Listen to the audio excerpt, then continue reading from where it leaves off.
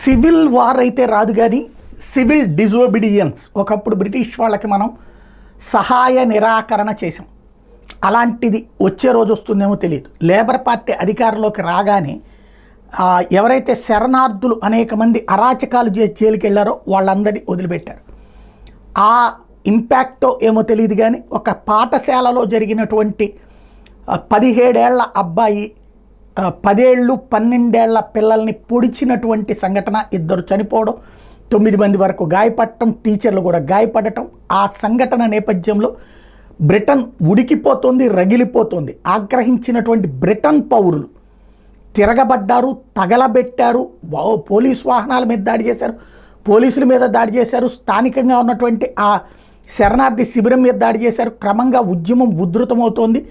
2-3 స్టేషన్లను తగలబెట్టేటటువంటి సంఘటనలు దాకా చోటు చేసుకున్నాయి. ఏంటి దీనికి అన్నటువంటిది, దీనికి ముగింపు ఉందా అంటే వాళ్ళే ఆలోచించుకోవాల్సి ఉంది.